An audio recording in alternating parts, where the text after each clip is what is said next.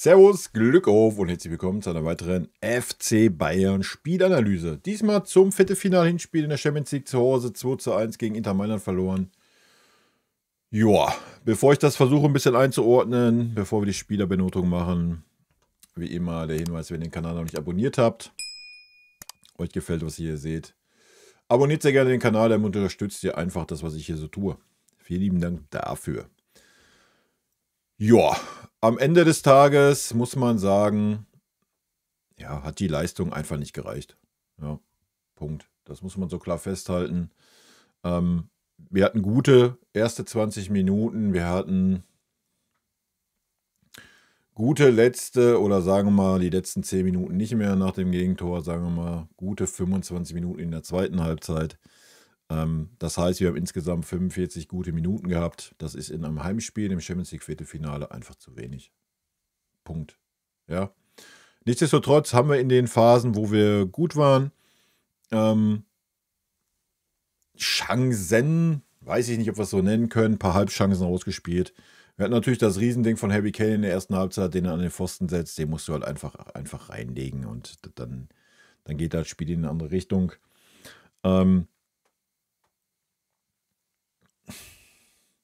Ansonsten, denke ich, hat man gesehen, wie abgewichst Inter Mailand ist. Ja, positiv gesagt. Ja, abgewichst, positiv gemeint.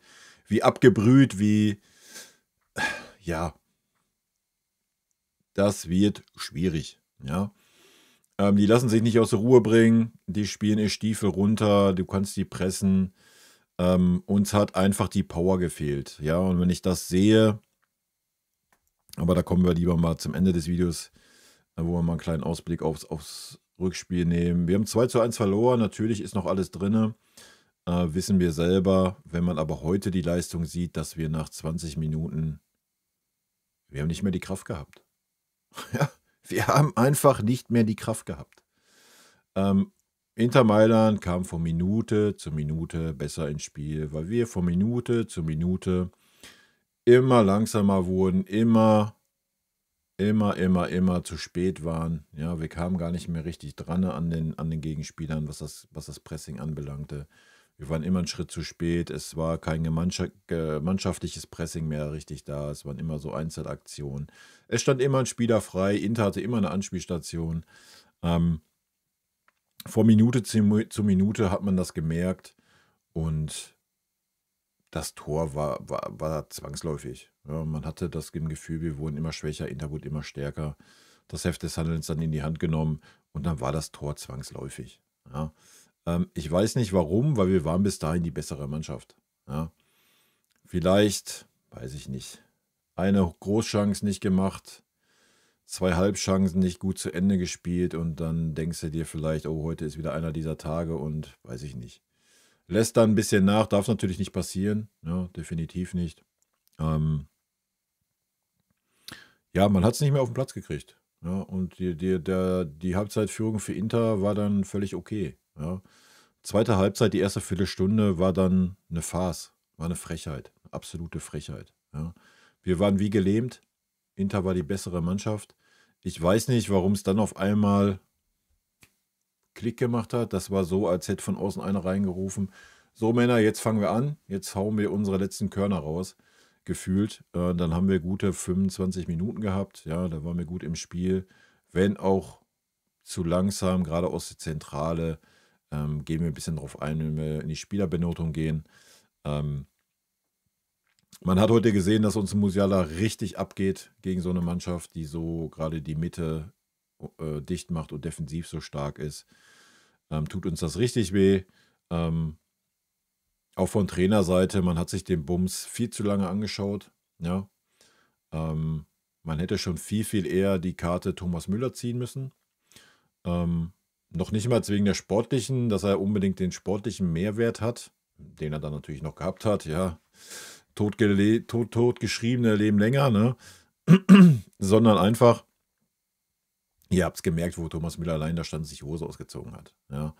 Einfach diesen Ruck durch das ganze Stadion mitzunehmen. Einfach mal diese ganzen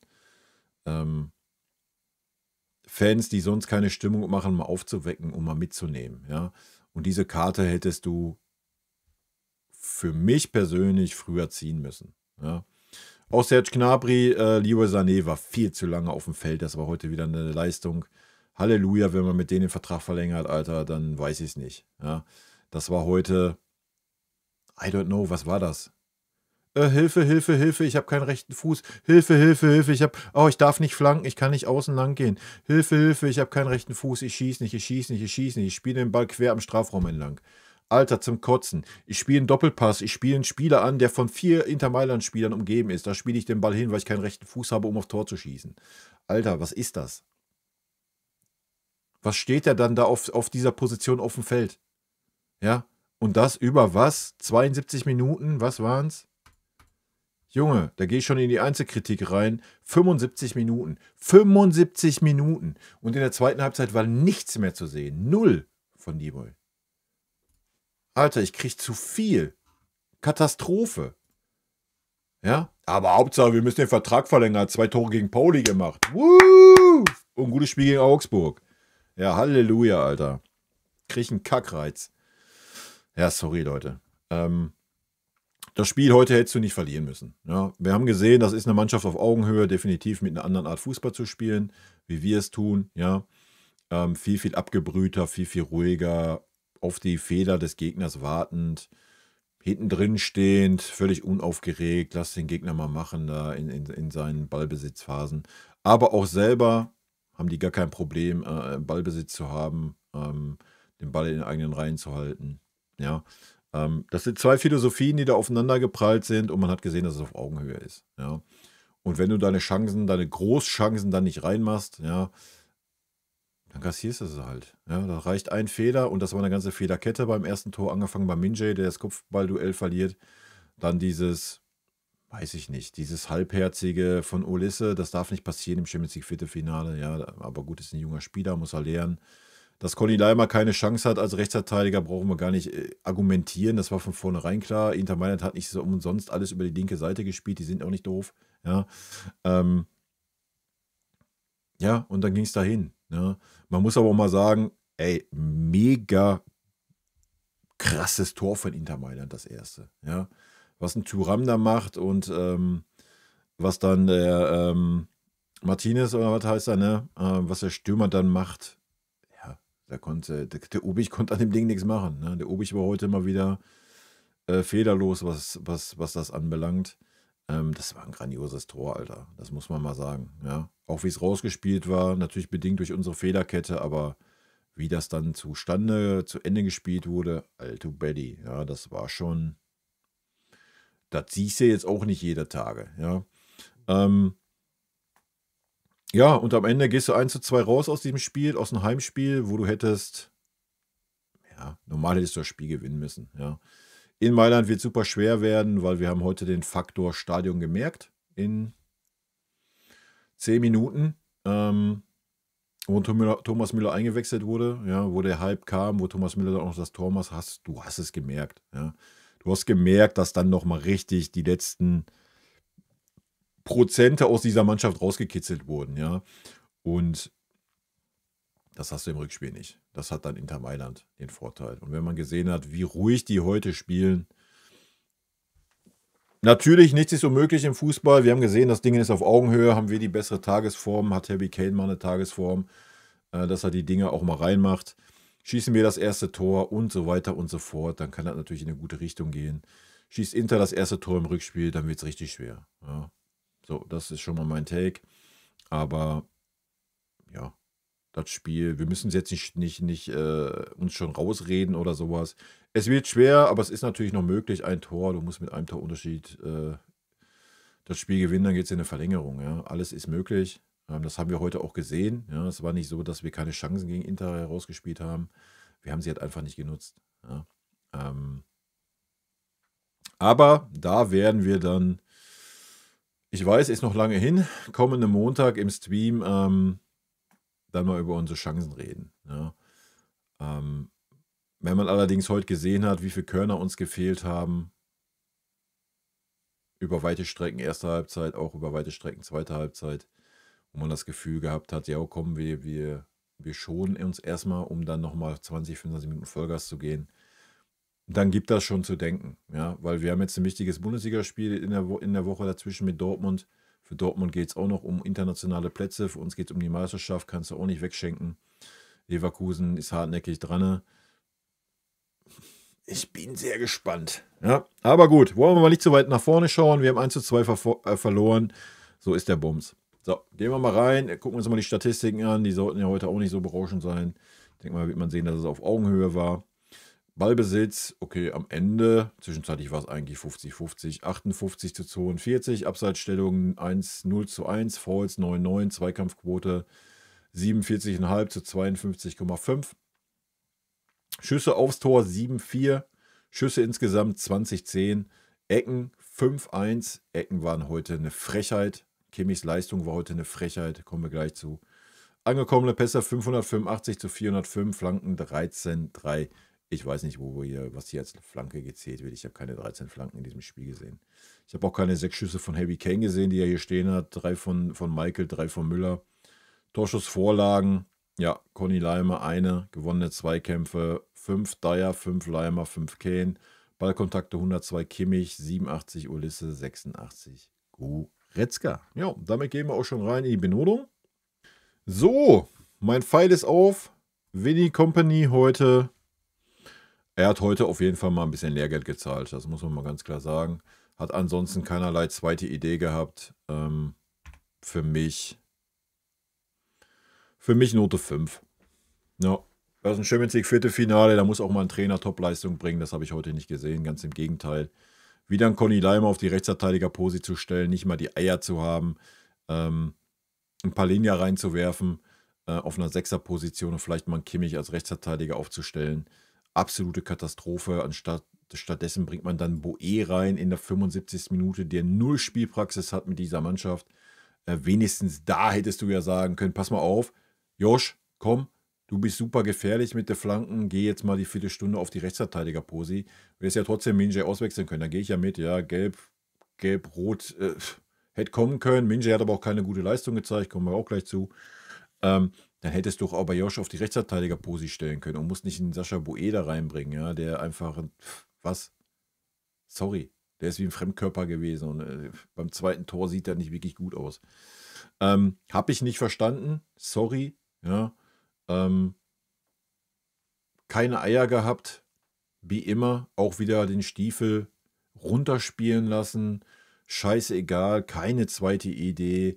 Warum nicht frühzeitig sagen, komm, wir stellen auf 2 Spitzen um, ich bringe Thomas Müller rein. Ich hätte noch nicht mal zum Guerrero rausgenommen. Guerrero hat für mich ein sehr, sehr gutes Spiel gemacht auf der 10er-Pose, ja. Wenn was Gefährliches ging, ging es über Michael und Guerrero. Ja, das war gut. Ja. Warum ihn nicht auf dem Feld lassen? Meinetwegen nimm den Leroy raus, der war sowieso nicht zugegen und bring Thomas Müller und stell vorne auf zwei Spitzen um und stell einen Guerrero und einen Ulisse auf die Halbposition, anstatt sie ganz außen stehen zu lassen, wenn wir ohne Flanken spielen. Ja, Flanken war ja verboten. Die erste Flanke war, was? 75. Minute oder sowas? Und ach du Scheiße, die ach so gigantisch starken Kopfballspieler und Stanley kommt da easy peasy zum Kopfball. Ja, also weiß ich nicht. Ja, keinerlei Eier, keinerlei Idee, was umzuwerfen, irgendwas zu machen. Ja, einfach wieder so hingenommen den Bums.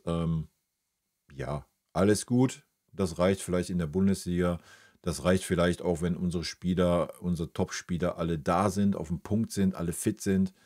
Dann kannst du das vielleicht sagen, weil du dann die Qualität hast. Heute hast du die Qualität nicht gehabt. Du hättest heute viel, viel eher mal was anderes ausprobieren müssen. Ja? Das ist nicht passiert. Und von daher von meiner Seite eine Note 5 heute für Winnie. Ich weiß auch nicht, warum der Winnie nicht eingeblendet ist. Ist ja eine Frechheit. Aber auch er muss lernen. Ja, so, er muss lernen. Das steht ja außer Frage. Ne? Und ich hoffe, er lernt da endlich mal raus. Ja. Ich kann es irgendwo verstehen, dass man ein bisschen später gewechselt hat, weil wir gerade in dieser Phase, in der Drangphase waren. Aber nochmal, du hättest wenigstens, wo die Drangphase angefangen hat, wo sie 5 Minuten Gehalt da war, so 60. rum, hättest du einen Thomas Müller bringen müssen, weil das nochmal den Schub gegeben hätte, den es dann gegeben hat, wo er reinkam. Ja? Du hättest den Schub aber länger gehabt und nicht nur zack und dann, dass das Gegentor gekriegt, dann war der Bums schon wieder durch. Ja? Aber auch nur meine Meinung und natürlich können wir im Nachhinein immer klug scheißen. Das muss man auch mal sagen. Ne? Also für uns ist es natürlich leicht, sich im Nachhinein hinzusetzen und zu sagen, was falsch war. Ja, aber so ist es halt. Ne? Gut, dann gehen wir mal rein. Das gibt heute auf jeden Fall mal klare Worte hier, ne, zu dem einen oder anderen Spieler. Ne, nicht Ulle, Urbich. Urbich für mich heute Note 2. Trotz 2 Gegentoren. Warum? Er hat super starke Bälle gespielt, ja. War super ruhig am Ball, obwohl Kimmich ihn 2, 3 Mal wirklich komplett katastrophal in die Bedrohung gebracht hat. Spielen wir den Kimmich an und er spielt den Ball katastrophal wieder zurück zum Jonas. Das darf als Kimmich nicht passieren, Alter, ja. Ansonsten hat er das Spiel sehr gut eröffnet, hat auch eine riesen Torchance mit dem langen Ball herausgearbeitet. Von daher für mich Note 2. An beiden Toren war er schuldlos, konnte er gar nichts machen. Ja. Gut. Dann geht's von oben nach unten. Stani sehr durchwachsen, gefällt mir als Linksverteidiger so semi.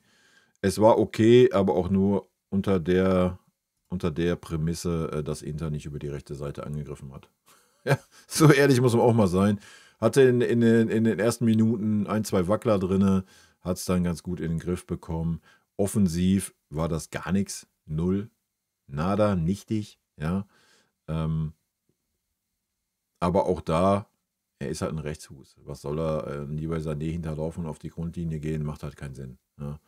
Und Flanken war ja heute verboten gegen Inter. Ansonsten hätte ich mir gewünscht, dass ich ab und wann mal den Schuss genommen hätte, aber auch da wäre es dann der verkehrte Fuß gewesen. Kann man verstehen, dass man das dann nicht tut. Wo er dann auch in die Innenverteidigung gewechselt ist. Ja. War am zweiten Gegentor natürlich auch mitbeteiligt, aber das war die ganze Kette, wie immer. Ja. Ich fand es auf jeden Fall ein bisschen besser wie im letzten Spiel, von daher kriegt er von mir eine Note 3 heute. Ist natürlich ausbaufähig und wir können ihn nicht wirklich richtig fair beurteilen, was die Defensive anbelangt, weil über seine Seite relativ wenig kam.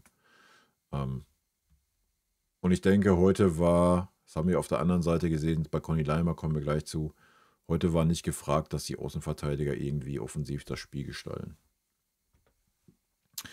Gut, damit kommen wir zu Min-Jae. Min-Jae für mich heute Note 4. Das war ein schwaches Spiel. Das war ein richtig schwaches Spiel. Ja. Es kann gut sein, weil er ist immer noch angeschlagen, wissen wir, ja, brauchen wir nicht drum rumreden. Kann sein, dass das damit reinspielt. Es war ein schwaches Spiel. Die gelbe Karte war sowas von gelb. Auch danach das Foul, warum er dann noch ausgewechselt wurde, weil kurz vor Gelb-Rot stand, war ein klares Foul. Er kam viel zu spät. Hat heute ungewöhnlich viele Kopfballduelle verloren oder war zu spät dran. Auch beim Gegentor, ja, das ist nicht Min-Jae, wenn er fit ist. Ja, das muss man ganz klar sagen. Normalerweise verliert er kein Kopfballduell. Auch ansonsten Fehlpässe heute wieder. Ich weiß nicht, warum Min-Jae heute auf der rechten Position gespielt hat. Ich habe es nicht verstanden. Es geht in meinen Schädel nicht rein. Man hat gemerkt, wie verunsichert er ist, wie wenig er sich da wohlgefühlt hat auf dieser Position. Ja, der spielt die ganze Saison den linken Part in der Innenverteidigung und dann auf einmal ist er der rechte Part in der Innenverteidigung. Ich habe es nicht verstanden, Leute. So gar nicht. Weiß ich nicht, was man sich da gedacht hat. Die Frage würde ich gerne mal auf der PK hören, ja, was da der Gedanke war. Ich weiß es nicht. Also man hat es gemerkt, das war nicht gut von Min-Jae. Ja, hat sich da nicht wohlgefühlt, das hat man gemerkt. Gut, vielleicht sollte er ein bisschen mehr Conny Leimer unterstützen oder was, ich habe keine Ahnung. Ja, aber dann stellen verfickten Rechtsverteidiger dahin und nicht einen Mittelfeldspieler, der kein Rechtsverteidiger ist. Ja, da musst du da nicht extra irgendwas hin und her mauscheln. Ja, keine Ahnung. Also ist für mich absolut nicht nachvollziehbar, warum Min-Jae die rechte die rechte Position in der Innenverteidigung gespielt hat. Ja. Könnt ihr auch noch mit in die Note 5 für Winnie Kompanie mit reinnehmen. Gut, kommen wir zu Airback. Airback sehe ich heute bei Note 3. Teilweise war es sogar Note 2. Aber auch er konnte den Laden da am Ende des Tages nicht gnadenlos organisieren, sodass man sagt, da stand mal eine sichere Viererkette. Er hat sein Bestes versucht, ja, hat viele gute Aktionen gehabt, hat viele Bälle, ist sehr weit rausgerückt, hat die Zweikämpfe dann aber auch gewonnen. Oder wenn es nötig war, hat er auch mal das Foul gezogen. Das war stark einfach, ja. Aber das ist Airback. Das war heute wieder so eine No-Brainer-Leistung. Ja, eine gute 3 in meinen Augen.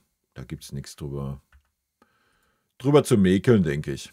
Gut, dann kommen wir zu unserem, ich nehme den jetzt hier mit rein, zu unserem Linksverteidiger, der heute auf der 10er-Position war. Das hat mir gut gefallen. Ja, wenn es gefährlich wurde, wie gesagt, war es gerade erste Halbzeit mal ein Ball von Michael auf Rafa. Das war auch eine Riesenchance. Ja, das muss man auch mal sagen, wo er den Ball da durchsteckt. Da kann er sogar noch überlegen, ob er den vielleicht quer auf Harry legt. Aber ob Harry den heute gemacht hat, weiß ich auch nicht. Er hat auch keinen guten Tag gehabt. Ansonsten war er vorne da, ist viel gelaufen, hat viel geackert, hat versucht, das Gegenpressing auch anzutreiben oder generell das Pressing. War präsent. Ich denke, es war die richtige Entscheidung, ihn zu bringen, anstatt Thomas Müller zu bringen. Gerade wenn da so eine Mitte ist, die super zu ist, da ist natürlich so ein technischer Spieler ein bisschen von Vorteil. Aber ich habe gesagt, man hätte ab der 60. auf jeden Fall mal was anderes probieren können. Note meinerseits gibt es die 2,5, 2,5. Ja, das Tor hat gefehlt zu einer 2 aus meiner Sicht. Gut, damit gehen wir ins Mittelfeld. Habe ich den Conny Leimer eigentlich gerade eingeblendet? Weil den habe ich ja eigentlich im Mittelfeld. Wen habe ich denn eingeblendet als Rechtsverteidiger? Haben wir Conny Leimer überhaupt schon benotet? Wahrscheinlich nicht, wa? Ist ja wild. Warte, lass mich gucken. Habe ich den eingetragen? Nee, habe ich nicht. Okay. Ist ja so, das passiert, wenn man nicht nach der Reihe geht. Der Mittelfeldspieler, der eigentlich ein Achter ist und der jetzt als Rechtsverteidiger umgeschult wurde. Katastrophe meinerseits. Ja. Ich weiß nicht, da konnten Conny Leimer heute wahrscheinlich sogar wenig zu.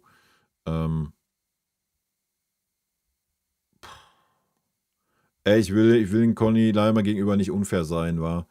Deswegen kriegt er von mir die Note 4. Nee, kriegt die 4,5. Ja. Es ist wie jedes Spiel, Conny Leimer defensiv und er war heute defensiv. Es war heute nicht Lauf nach vorne wie ein Geisteskranker und Push und Push und Push. Es war heute schon defensiver. Ja. Angelegt, der ganze Bums. Und trotzdem, die Seite war jedes Mal offen. Ja. Die Seite war jedes Mal offen. Conny Leimer war maßlos überfordert, egal mit welchem Spieler der über die Seite kam. Ja, aber das ist er immer. Ja, das ist jetzt nichts Neues. So, deswegen, ich bin es langsam müde, das immer wieder zu erwähnen. Ja, da muss der Trainer mal die Augen aufmachen. Ja. Und sollte ein Conny Leimer im Rückspiel wieder als Rechtsverteidiger auflaufen, kommen wir nicht weiter. Punkt. Es wird Zeit, dass da ein Rechtsverteidiger aufläuft, der dann Joshua Kimmich heißt. Ja, alles andere sehe ich schwarz. Das nur mal am Rande. Also Conny Leimer, ja, war gar nichts heute. Sorry. Das war hinten nichts, das war nach vorne nichts. Das war dann auf der linken Seite nichts.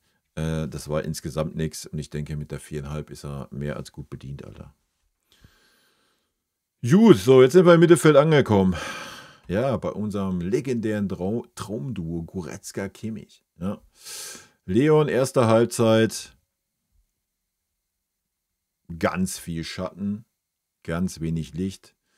Hat 2 defensive Aktionen gehabt, die gut waren. Offensiv oder in der Spielgestaltung hat er nicht stattgefunden. Du hast teilweise gar nicht gemerkt, dass er auf dem Feld ist. Ja. Zweite Halbzeit, wo wir dann unsere Drangphase hatten, war Leon stark. Das waren starke 20 Minuten von Leon Goretzka. Ja. Da hast du nichts von Kimmich gesehen, aber gar nichts. Kimmich ist wie immer in diesen Spielen, wenn es nicht läuft, abgetaucht. Und das mit der Kapitänsbinde am Arm. Er sollte sich schämen. Ja, das war lächerlich.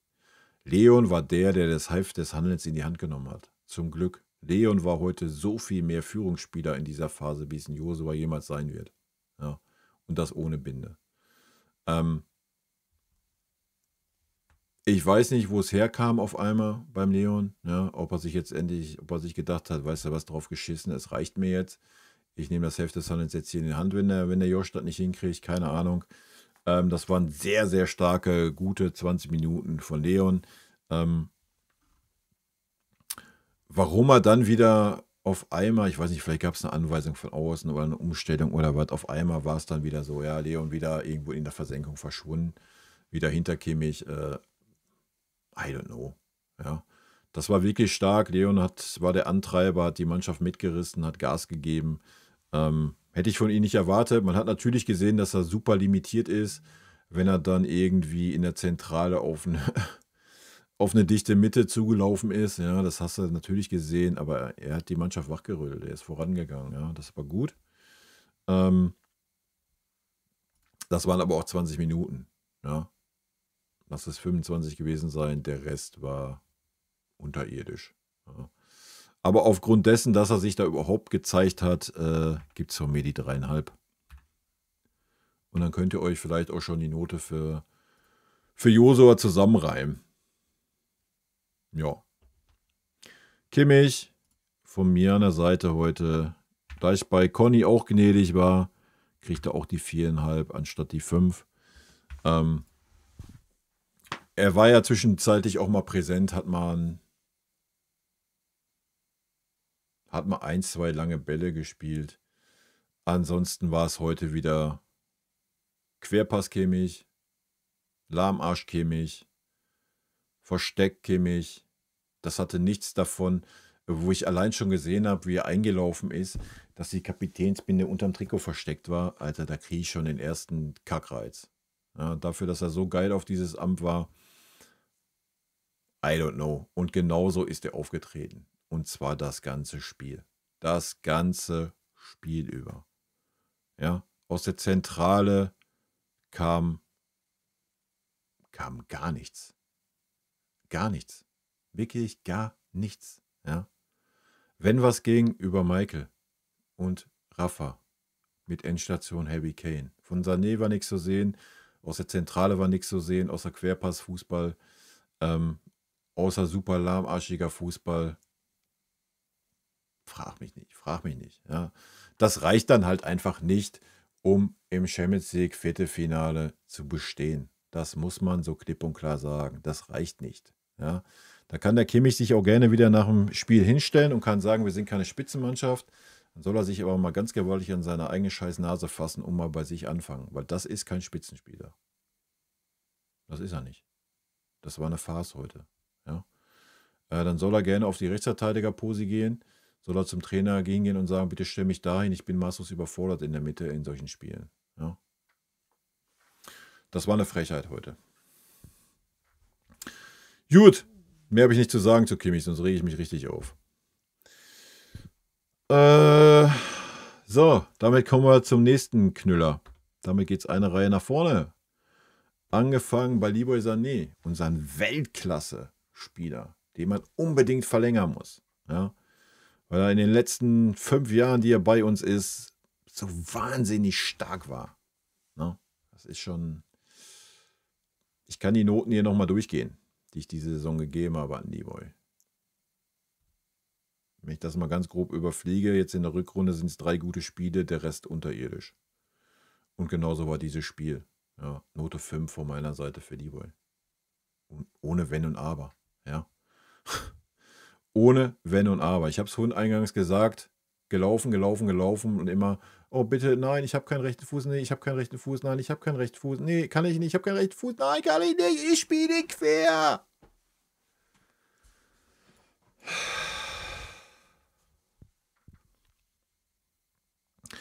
Nicht einmal 1:1 an der Außenbahn genommen. Nicht einmal. Wenn Leroy den Ball bekommen hat, wenn er ihn mal bekommen hat, ist er schnurstracks den 16-Meter-Raum entlang gerannt und hat geguckt, wo kann ich den Ball hinspielen. Schießen kann, es war 2, 3 Mal, die Bahn war frei.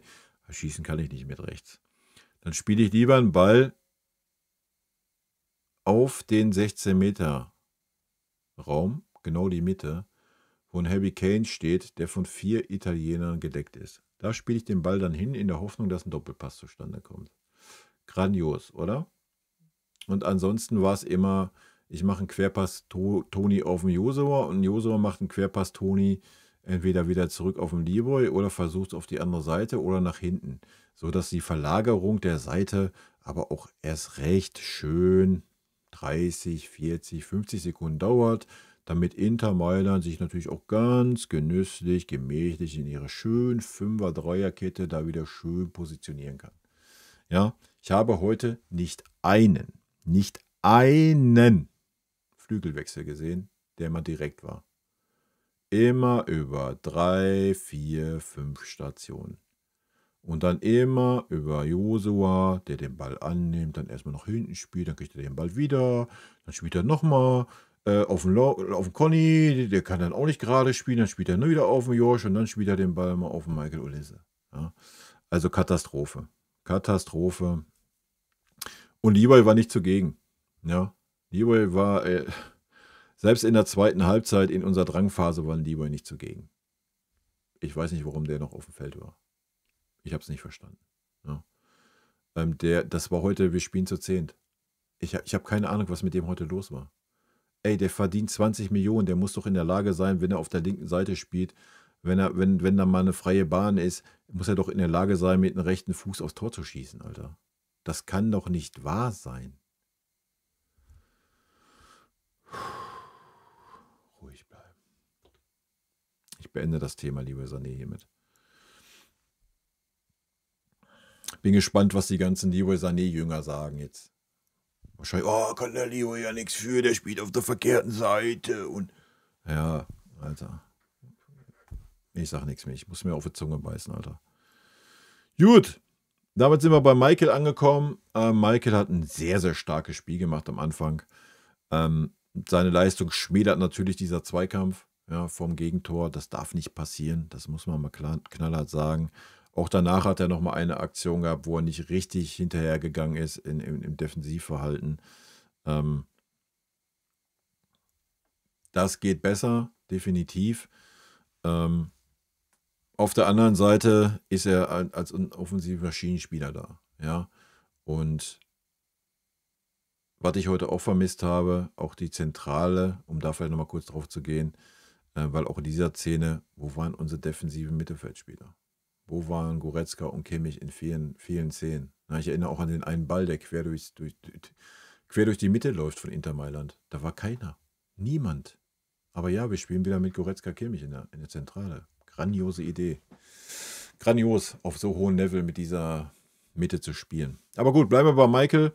Wenn was gefährlich war, ging es über Michael, wie immer die letzten Wochen. Es ging über Leroy gar nichts. Durch die Mitte ging gar nichts. Es ging, ja, vielleicht mal ein Rafa über die Mitte, wenn da mal ein Ball kam. Aber eigentlich ging es erst über Michael, der hat das Spiel eröffnet. Ja, indem er Guerrero einbezogen hat, indem er vielleicht mal einen Conny Leimer einbezogen hat, indem er einen Harry Kane 2, 3 Mal wirklich sehr, sehr stark in Szene gesetzt hat. Auch ein Guerrero hat da wahnsinnig gut in Szene gesetzt. Wenn was ging, ging es über Michael. Aber ja, den Zweikampf, der war ein bisschen unglücklich, weiß ich nicht, sah ein bisschen schwierig aus. Er war ja sogar dran am Mann, hat es irgendwie nicht wirklich durchgezogen. Weiß ich nicht warum. Von daher gibt es eine halbe Note Abzug. Von daher aus meiner Sicht eine Note 2,5, so wie Guerrero auch. Ja, das waren die einzigsten Lichtblicke in der Offensive. Gut, damit sind wir bei Harry Kane. Harry Kane, gemessen an seinen Fähigkeiten, ist das heute eine Note 4. Ja, das muss man mal knallhart sagen. Das Ding muss er machen.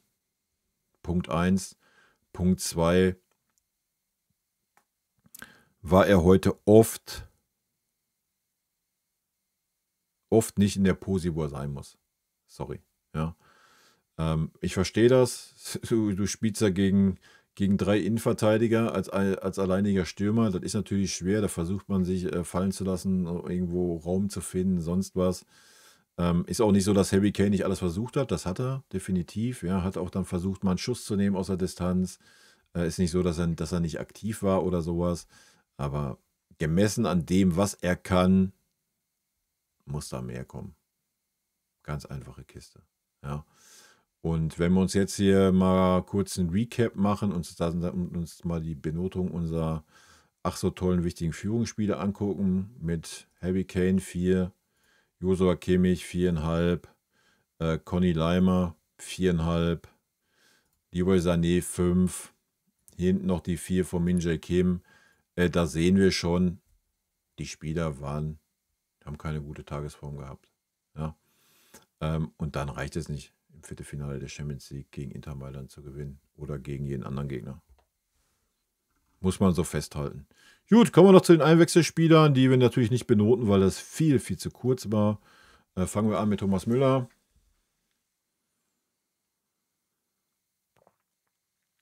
Ja, totgesagte leben länger. Müller hat den Ball da reingestochert, muss da stehen, wo er stand. Bis dahin war es uns relativ wenig Einfluss, was ein Thomas Müller sportlich hatte, was aber auch fein ist, weil er nicht mehr diesen Einfluss hat in dieser Mannschaft. Aber der Faktor heute, Thomas Müller, diese Emotionen mitzunehmen, war wichtig, war leider viel zu spät. Ja, das muss man leider so klar sagen. Aber Thomas war da, hat sich nicht irgendwie, was weiß ich, war nicht bockig, hat sich hängen lassen oder sonst was. Nein, hat dran geglaubt, hat sich reingeworfen, hat gemacht, getan, hat mit Ulisse gesprochen, hat mit Stanley gesprochen, hat versucht, irgendwas zu changen. Dann war er auch mal mit vorne in der Spitze, dann waren dann auf einmal 2 Stürmer und dann war er halt auch frei und hat den Ball da reingestochert. Genau das ist, was Thomas Müller kann. Die Einwechslung in der 75. Minute war halt einfach mindestens eine Viertelstunde zu spät. Ja. Leider. Also Thomas Müller hat sich nichts vorzuwerfen, war ordentlich. Gut. Da bleiben wir erstmal vorne. Serge. Ja, Serge war auch direkt drin im Spiel, hat sich auch nicht irgendwie hängen lassen oder sonst was oder hat irgendwie gefremdelt oder was weiß ich, so wie er es sonst schon mal hat. War direkt drin, hat versucht, hat ja das eine Ding, das war ja schon mega stark vorbereitet auf Thomas Müller dann in der Mitte, ja, wo sich die 2 Interspieler reingeschmissen haben.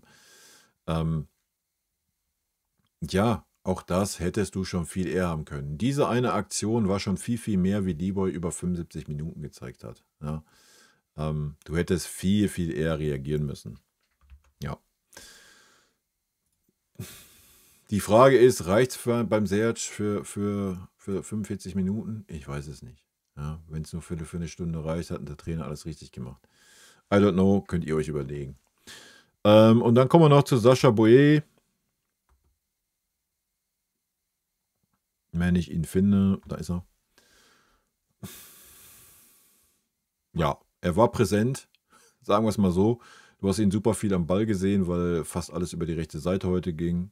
Völlig verständlich, weil da der einzige Spieler ist, der offensiv irgendwas auf die Kette kriegt, was die Gestaltung angeht und das Kreieren von irgendwelchen Chancen, ja, auch wenn es vielleicht nicht der letzte Ball ist, sondern der drittletzte oder viertletzte Ball, wo durch was eingeleitet wird. Das geht halt nur über Michael aktuell. Daher war Boe viel zu sehen. War auch direkt drin. Ja, das Passspiel war gut, waren keine Fehlpässe drin, sonst was. Sah natürlich beim Gegentor genauso schlecht aus, wie ein Conny Leimer immer aussieht. Muss man auch mal ganz klar sagen. Wo soll es aber auch herkommen? Ja, da stand dann Stanisic in der Innenverteidigung auf der rechten Posi und neben ihm stand ein Sascha Boe. Das hat es wahrscheinlich noch nie gegeben. Ja. Wo soll das herkommen? Ich verstehe es nicht. Ich verstehe es nicht, warum man in so einem Spiel, ja, ich verstehe es in der Hinsicht, ja, du liegst 0-1 hinten, du willst jetzt nochmal was probieren. Ja, das verstehe ich schon, aber man weiß doch auch, was da für eine Qualität auf der anderen Seite steht. Muss ich dann die Viererkette oder die Abwehrreihe, die eh schon total verunsichert ist, weil sie so noch nie zusammengespielt hat und viele Spieler nicht auf den Positionen spielen, wo sie wirklich stark sind. Warum muss ich sie so auseinander frickeln? Ja? Du hättest so viel anderes machen können. Ich habe schon gesagt, stell doch einen Kimmich als Rechtsverteidiger. Ja? Du kannst ja einen Boe trotzdem bringen. Dann bring doch einen Boe und stell ihn doch in die rechte offensive Position rein. Das kann er doch. Ja? Auf jeden Fall kann er das. Dann kannst du Michael in die Mitte stellen und so weiter. Ja? Oder Michael auf die andere Seite. Es ist ja nicht so, dass du keine Alternativen gehabt hättest. Klar, im Nachhinein kann man immer klug scheißen. Ja? Nochmal. Aber ja. Er war da, er war zu sehen, hat einen Fehler gemacht oder war mitbeteiligt. Auch da war es wieder eine ganze Fehlerkette bei dem zweiten Gegentor. Auch da ist nicht einer alleine schuld. So ist das einfach auf diesem Niveau. Ja. Und ich habe es ja schon eingangs gesagt. Verkehrtes Fenster, da wollte ich hin. Ich habe schon eingangs gesagt, es ist natürlich nichts verloren. Wir haben 2:1 verloren mit einem Torunterschied. Alles ist gut. Aber du brauchst eine andere Energie. Ja, du brauchst ein anderes Fitnesslevel. Und ich glaube, ich weiß nicht, wie du das gerade erreichen möchtest. Sorry. Wir waren vor der Länderspielpause auf dem Zahnfleisch. Ja, mit alle 3 Tage Spiele. In der Länderspielpause haben wir wichtige Spieler verloren. Alle Spieler, die jetzt da rumkrauchen, haben die Länderspiele durchgeballert. Das merkst du. Vielleicht ist das auch ein Grund, warum Kimmich heute so unterirdisch war. Mag sein, ja. Schwer zu beurteilen, so aus der Ferne. Aber es waren viele Spieler, die schlecht waren. Und nochmal, wir haben 20 Minuten Gas gemacht. Vielleicht 25 Minuten erste Halbzeit. Und dann hast du gemerkt, es geht nicht mehr. Es reicht nicht mehr. Wir kommen immer zu spät. Ja. Und normalerweise, wenn du 0:1 zu hinten liegst, dann kommst du aus der Pause und machst Feuer frei. Ja. So, und was haben wir getan? Das genaue Gegenteil. Ja. Da kannst du natürlich jetzt sagen, ja, war schlau, weil man nicht irgendwie Inter in die Karten spielen wollte. Mein Take ist eher, ja, du hast mal ein paar Körner gesammelt, ja, um dann nochmal 20, 25 Minuten Vollgas gehen zu können. Und wenn ich das dann sehe und dann sehe, wie abgebrüht Inter das macht, ja, dann wird es saumäßig schwer im Rückspiel. Ja, du wirst das Spielglück brauchen. Es ist nicht so möglich, Leute, da brauchen wir nicht drüber reden. Wir haben schon so viel erlebt, gerade wir Bayerner. Aber natürlich, du musst das Spielglück haben. Also wir müssen in Führung gehen, ansonsten ist der Bums durch. Ja. Und sollte Kompanie nicht endlich die Eier finden, mal irgendwas zu ändern jetzt, ja, dann ist der Bums durch. Also sorry.